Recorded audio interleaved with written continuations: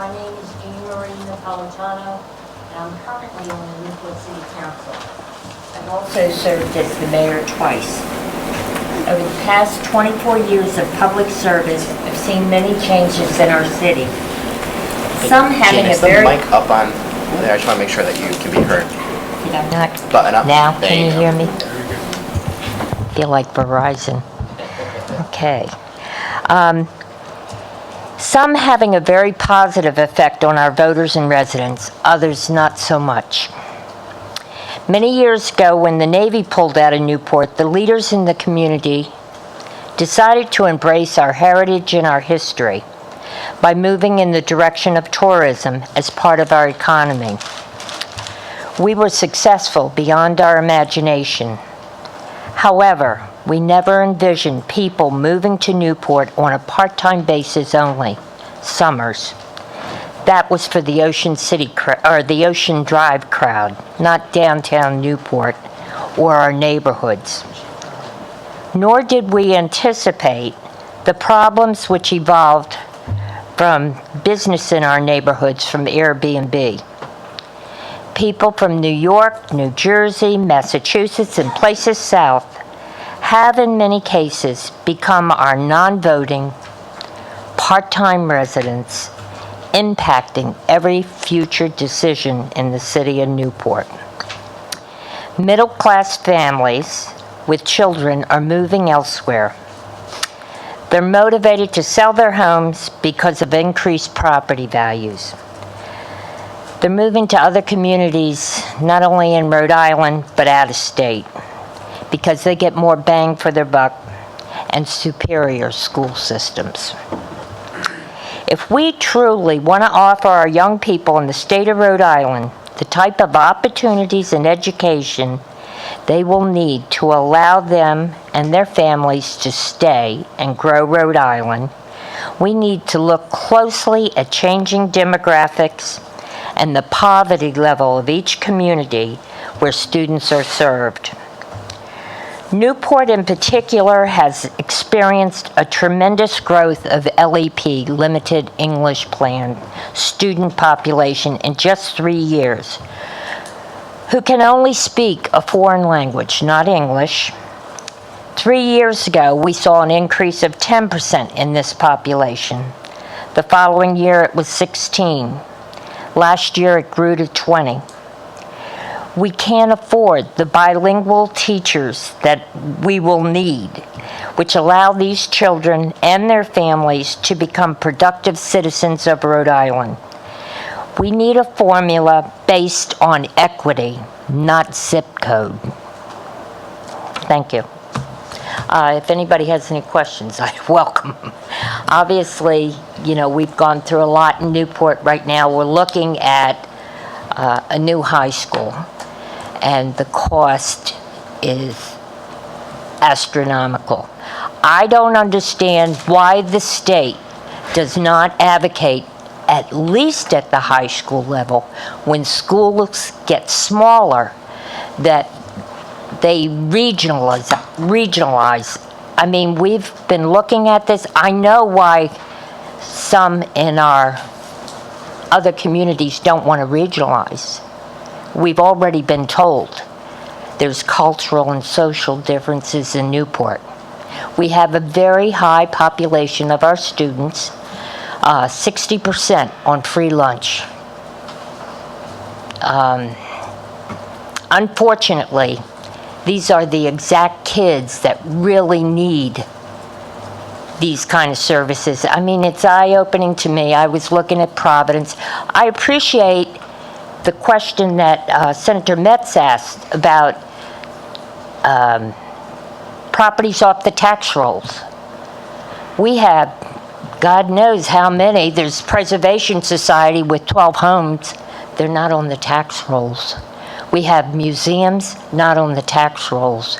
And the pilot money takes care of hospitals and higher education, in our case, Salve.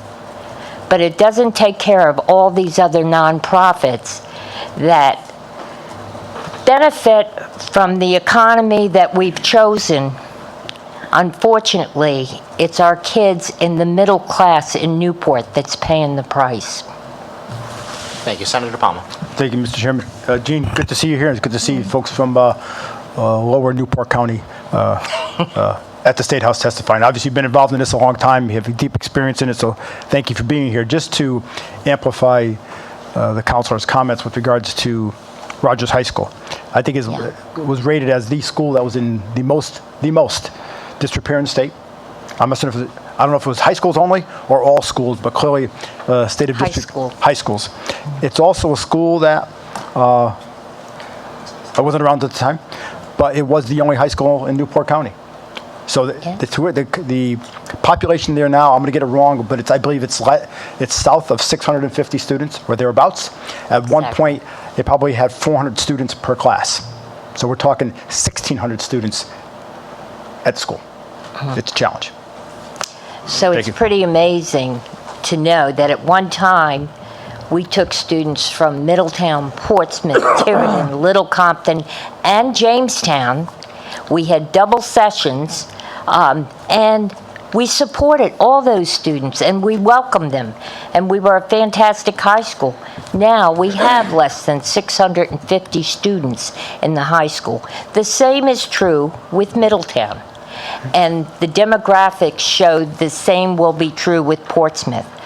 I'd like some way to have the state get involved in this conversation, because I feel if we can have some sort of regional effort, we can offer the kids the kind of opportunities they need in the future.